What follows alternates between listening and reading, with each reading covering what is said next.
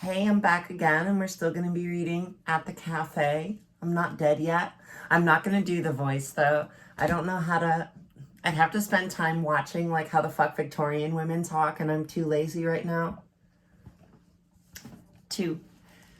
Ambrosio, magistrate. Listen, Signor Prospero. Now that it is just between ourselves, all good conservatives, the other evening when you were talking to that empty-head Michelle, I did not want to intervene. But do you think that was the way to defend our institutions? It very nearly seemed that you were the anarchist. Prospero, well, I never. Why is that? Ambrosio, because what you are saying in essence is that all of the present social organization is founded on force, thereby proving arguments for those who would like to destroy it with force. What about the supreme principles which govern civil societies, rights, morality, religion? Don't they count for anything? Prospero, of course. You always have a mouthful of rights. It is a bad habit that comes from your profession. If tomorrow the government should decree, let's suppose, collectivism, you would condemn the supporters of private property with the same impassiveness with which today you contemn the anarchists, and always in the name of the supreme principles of eternal and immutable rights. You see, it's only a question of names. You say rights, I say force, but then what really counts are the blessed carabinieri, and whoever has them on their side is right. Might makes right is basically what he's saying. Ambrosio, come now, Signor Prospero. It seems impossible that your love of sophism must always stifle your conservative instincts. You don't understand how many bad effects follow from the sight of a person such as yourself, one of the elders of the town, proving arguments for the worst enemies of order. Believe me, we should stop this bad habit of squabbling amongst ourselves, at least in public.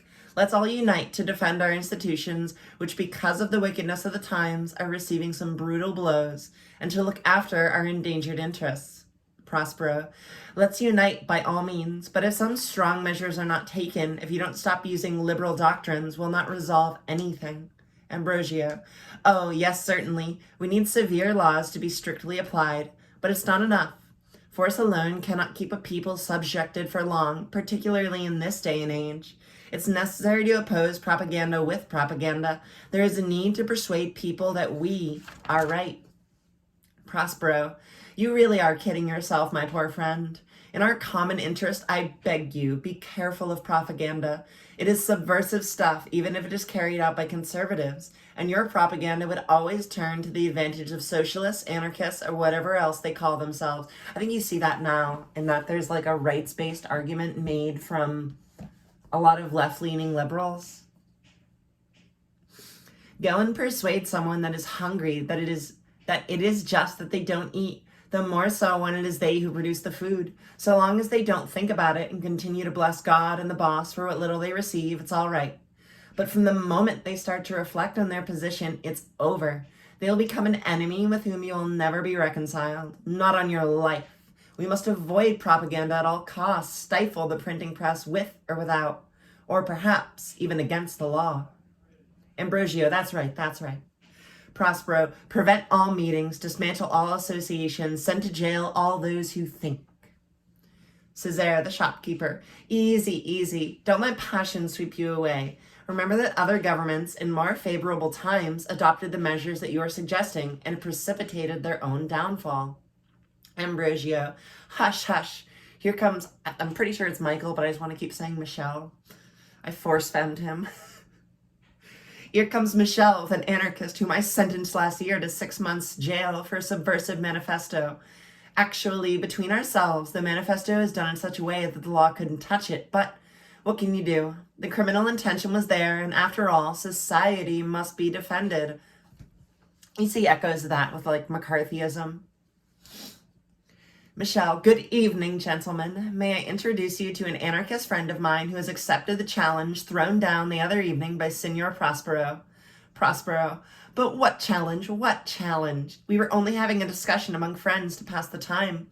However, you were explaining to us what anarchism is, which is something we have never been able to understand. Giorgio, anarchist. I am not a teacher of anarchism, and I have not come to give a course on the subject, but I can, when needed, defend my ideas. Besides, there is a gentleman here, referring to the magistrate Ambrosio in an ironic tone, who ought to know more about it than I. He has condemned many people for anarchism, and since he is for a certainty a man of conscience, he would not have done so without first of all making a profound study of the arguments involved. Césaire, come, let's not get personal, and since we must speak of anarchism, let's start on the subject immediately. You see, I also recognize that things are going badly, and that remedies need to be found, but we don't need to become utopian, and above all, we must avoid violence. Certainly, the government should take the workers' cause more to heart. It should provide work for the unemployed, protect the national industries, encourage commerce, but... Giorgio, how many things would you like this poor government to do? But the government does not want to become concerned for the interests of the workers, and it's understandable. Césaire, how can it be understandable? Up to now, really, the government has shown a lack of capacity and perhaps little desire to remedy the ills of the country, but tomorrow, enlightened and conscientious ministers might do what hasn't been done up to now. Giorgio, no, my dear sir, it's not a question of one ministry or another. It's a question of government in general, of all governments, those of today like those of yesterday and those of tomorrow. The government emanates from proprietors. It needs the support of proprietors to sustain itself. Its members are themselves proprietors. How can it therefore serve the interest of workers? Anyone involved in the thing is also in it because it suits their own particular class interests. Why would it serve the interests of things outside of itself? On the other hand, the government, even if it wanted to, could not resolve the social question because this is the product of general factors that cannot be removed by a government and which in fact themselves determine the nature and direction of government. In order to resolve the social question, we must radically change the whole system which the government has the appointed mission of defending. You talk about giving work to the unemployed, but what can the government do if there is no work? Must it make people do useless work? And then who would pay them? This is like bullshit jobs. It happened, man. Managers exist. Should it gear production to provide for the unsatisfied needs of the people? But then the proprietors would find themselves unable to sell the products which they expropriate from workers. As a matter of fact, they would have to cease to be proprietors, since the government, in order to provide work for the people, would take away from them the land and the capital which they have monopolized. This would be social revolution, the liquidation of all of the past, and you know well that if that is not carried out by the workers, peasants, and the underprivileged, the government will certainly never do it. You're not going to convince people in power to divest themselves of power and privilege, generally. Protect industry and commerce, you say, but the government is able, at most, to favor one industrial class to the detriment of another. It's like favoring renewables versus, like, fossil fuels. I don't know why I air quoted that. To favor the traders of one region at the expense of those of another, and so, in total, nothing could be gained, only a bit of favoritism, a bit of injustice, and more unproductive expenditure. As far as a government which protects all, it is an absurd idea because governments do not produce anything, and therefore can only transfer the wealth produced by others. Césaire, but what then? If the government does not want and is not able to do anything, what remedy is there? Even if you make the revolution, you will need to create another government. And since you say that all governments are the same, after the revolution, everything will be the same as before. Giorgio, you would be right if our revolution produced simply a change of government, but we want the complete transformation of the property regime, of the system of production and exchange, and as far as the government is concerned, a useless, harmful, and parasitic organ. We don't want one at all. We believe that while there is a government, in other words, a body superimposed on society, and provided with the means to impose forcibly its own will, has the monopoly on force, there will not be a real emancipation. There will be no peace among people. You know that I'm an anarchist, and anarchy means society without government. Césaire, but what do you mean, a society without government? How would you be able to live? Who would make the law? Who would execute it? Giorgio, I see that you don't have any idea what we want. In order to avoid time-wasting digressions, you must allow me to explain briefly, but methodically, our programming. and then we can discuss matters to our mutual benefit. But now it is late. We'll continue another time. Imagine everyone goes home.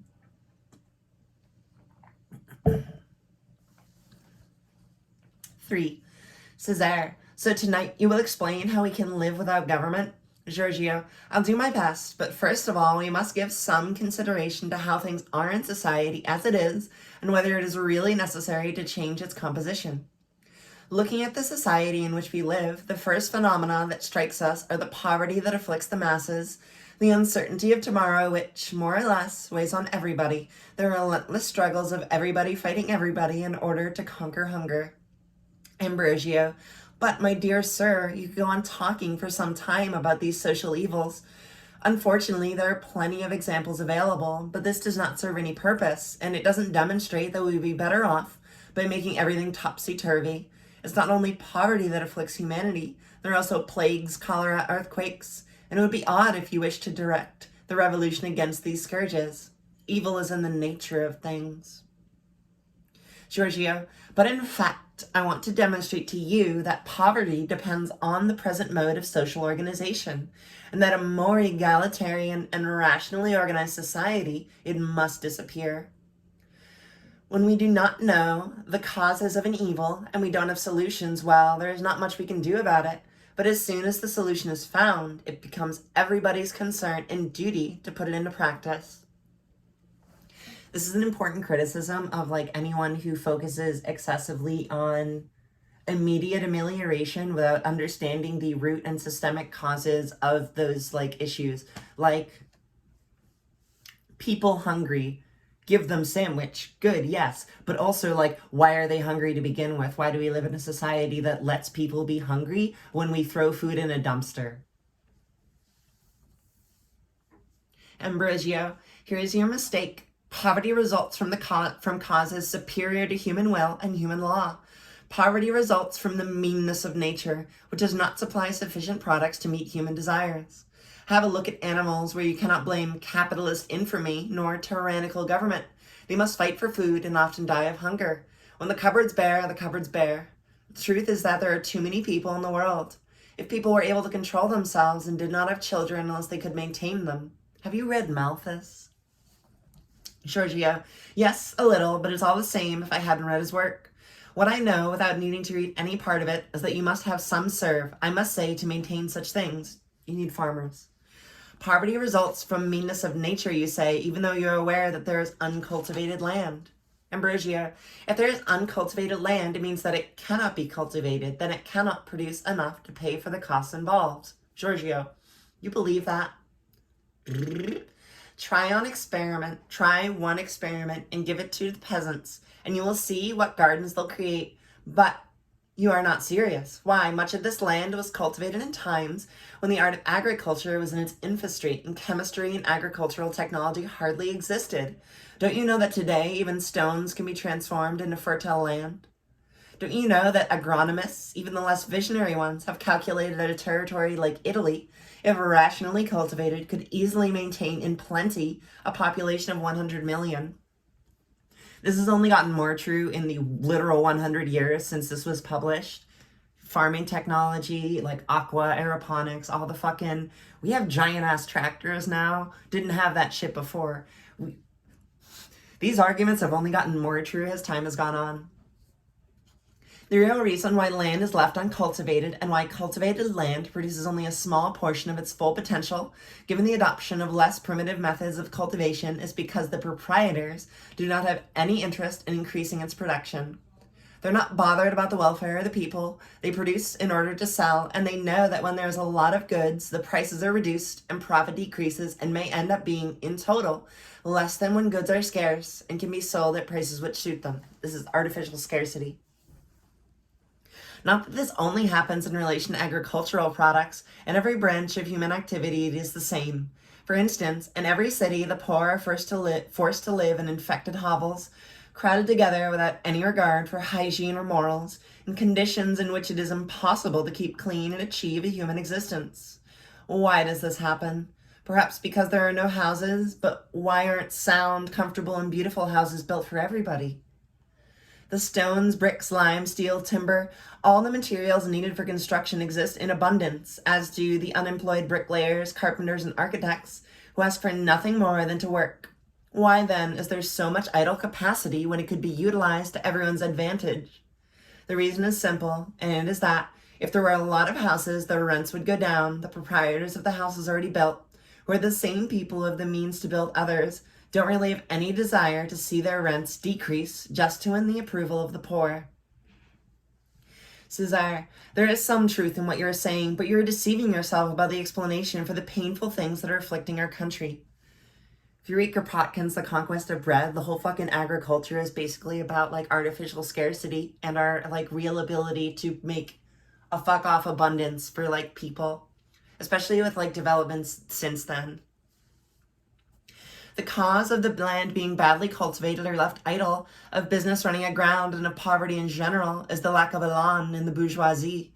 Capitalists are either fearful or ignorant and don't want or don't know how to develop industries. The landowners don't know how to break with their grandfathers' methods and don't want to be bothered. Traders don't know how to find new outlets, and the government with its fiscal policy and its stupid customs policy, instead of encouraging private initiatives, obstructs and suffocates them in their infancy. Have a look at France, England, and Germany. Giorgio, that our bourgeoisie is indolent and ignorant, I don't doubt. But its inferiority only supplies the explanation for why it is beaten by the bourgeoisie of other countries in the struggle to conquer the world market. It does not in any way supply the reason for people's poverty. And the clear evidence is that poverty, the lack of work, and all the rest of social evils exist in countries where the bourgeoisie is more active and more intelligent, as much as they do in Italy. Actually, those evils are generally more intense in countries where industry is more developed, unless the workers have been able, through organization, resistance, or rebellion, to acquire better living conditions, unionism. Capitalism is the same everywhere. In order to survive and prosper, it needs a permanent situation of partial scarcity. It needs to maintain its prices and to create hungry masses to work under any conditions. You see, in fact, when production is in full swing in a country, it is never to give producers the means to increase consumption, but always for sales to an external market. If the domestic consumption increases, it occurs only when the workers have been able to profit from these circumstances to demand an increase in their wages, and as a consequence have been enabled to buy more goods. But then, when for one reason or another the external market for which they produce does not buy anymore, crisis comes, work stops, wages decline, and dire poverty begins to cause havoc again. And yet in the same country where the great majority lacks everything, it would be so much more reasonable to work for their own consumption. But then, what would the capitalists gain out of that? Ambrosio, so you think it is all the fault of capitalism? Giorgio, yes, of course. Or more generally, it's due to the fact that a few individuals have hoarded the land and all the instruments of production, the means of production, and can impose their will on the workers in such a fashion that instead of producing to satisfy people's needs, and with these needs in view, production is geared towards making a profit for their employers. The ability to impose their will is predicated upon the existence of police and military, the government instruments of force. All the justifications you think up to preserve bourgeois privileges are completely erroneous, or so many lies. A little while ago, you were saying that the cause of poverty is the scarcity of products. On another occasion, confronting the problem of the unemployed, you would have said that the warehouses are full, that the goods cannot be sold, and that the proprietors cannot create employment in order to throw goods away. In fact, this typifies the absurdity of the system. We die of hunger because the warehouses are full and there is no need to cultivate land, or rather, the landowners don't need their land cultivated, shoemakers don't work, and thus walk about in worn-out shoes because there are too many shoes, and so it goes. So it is capitalists who die of hunger, says Ambrosio. Giorgio, oh, certainly not. They should simply work like everyone else. It might seem harsh to you, but you don't understand. When one eats well, work is no longer threatening. I can show you, in fact, that it is a need and a fulfillment of human nature. But be fair, tomorrow I have to go to work, and it is already very late. Until next time.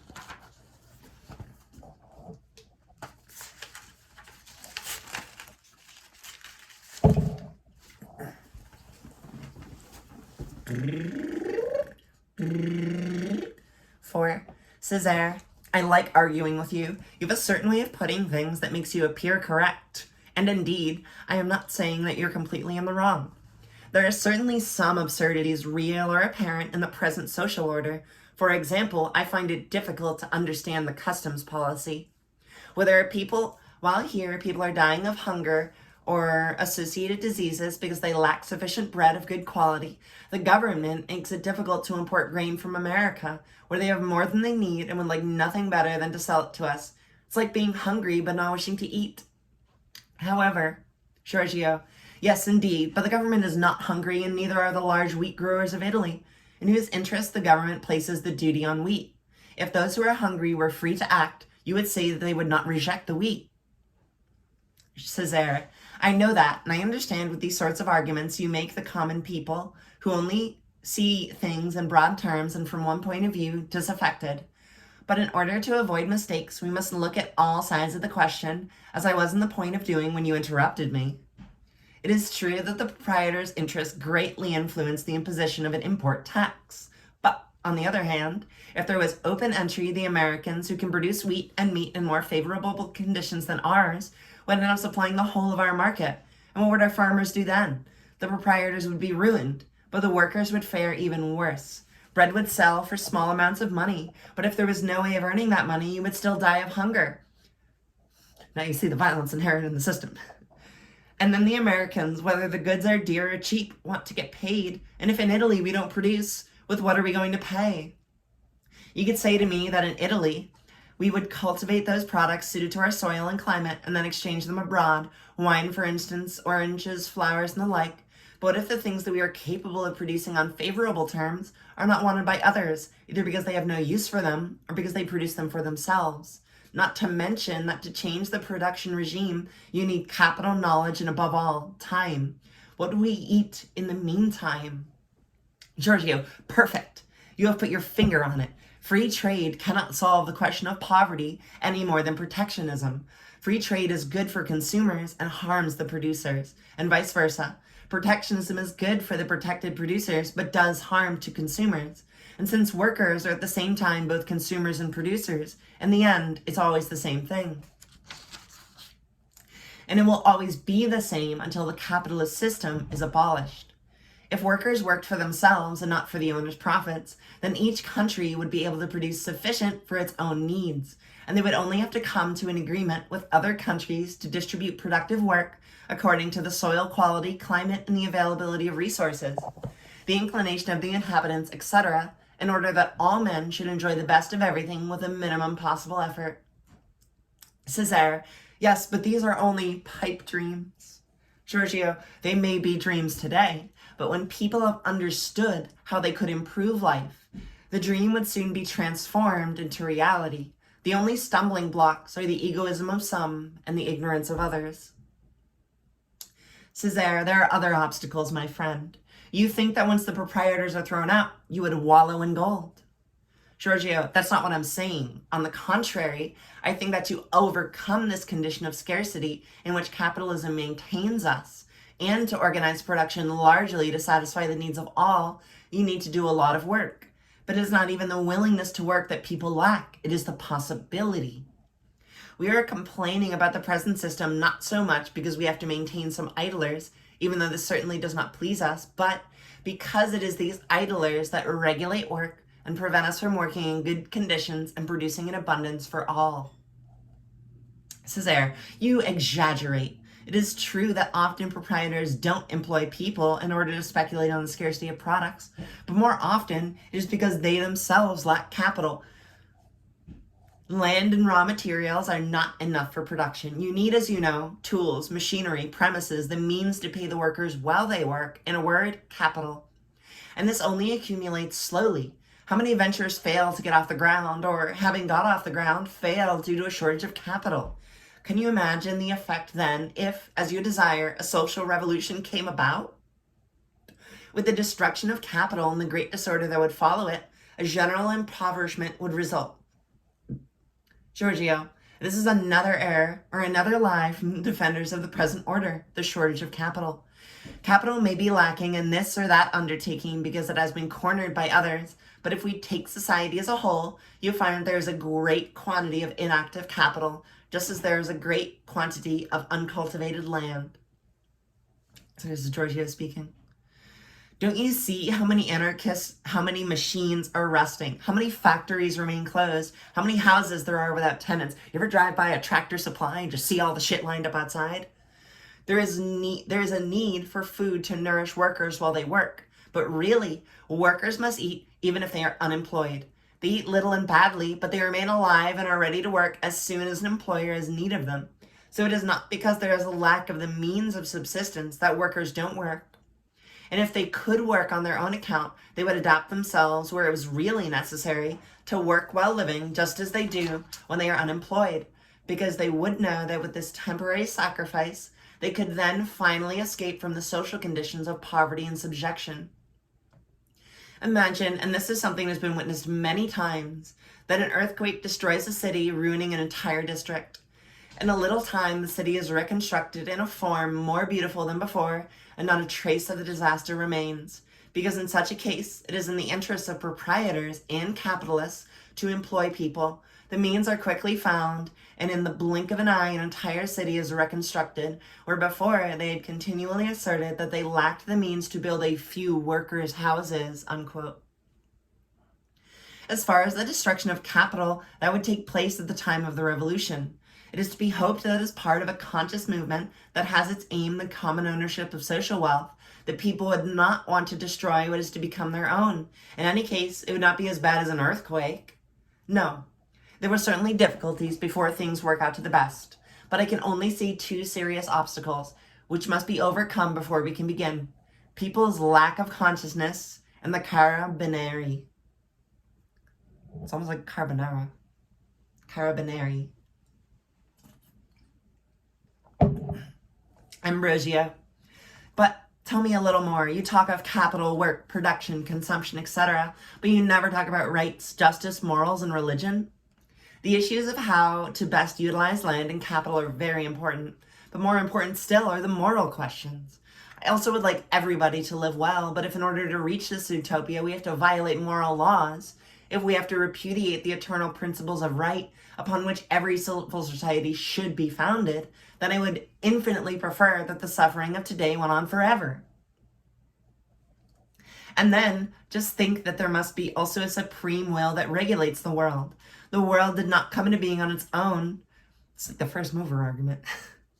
And there must be something beyond it. Okay, Descartes, I'm not saying God, paradise, hell, because you would be quite capable of not believing in them. There must be something beyond this world that explains everything, and where one finds compensation for the apparent injustices down here.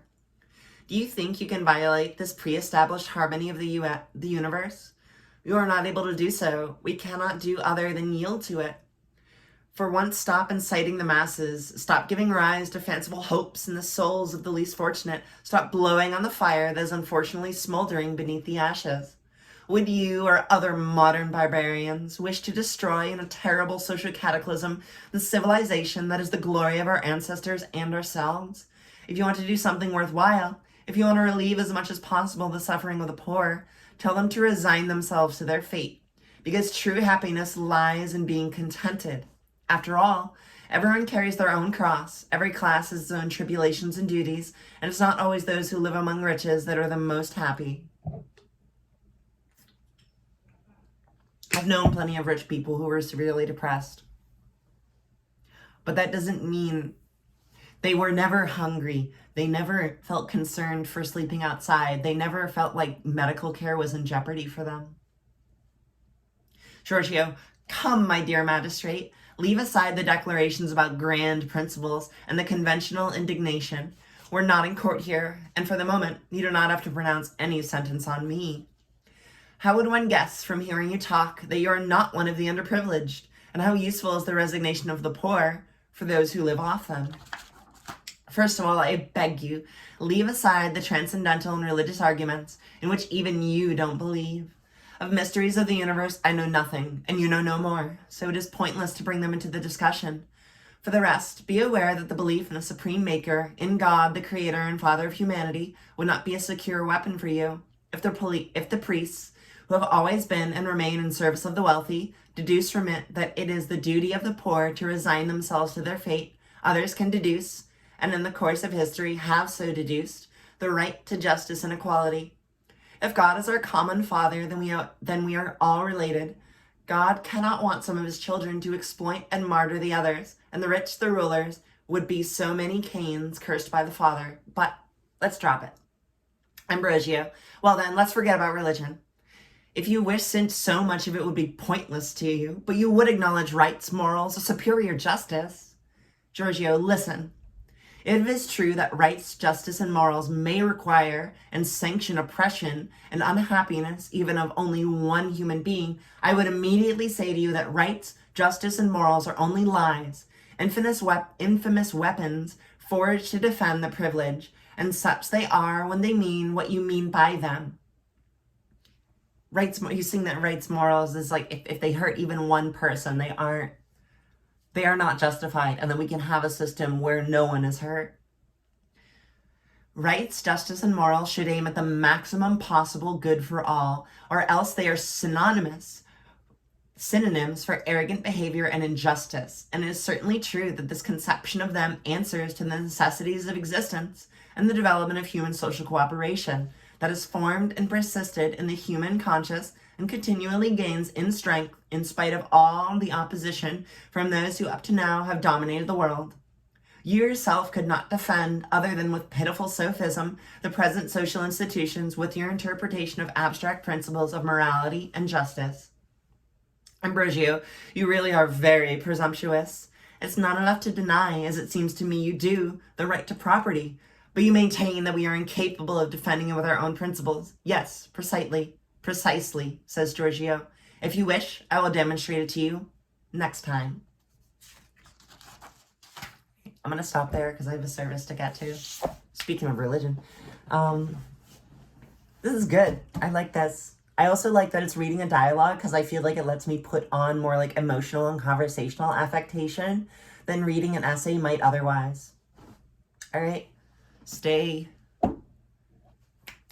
potato, you cool cats. Bye.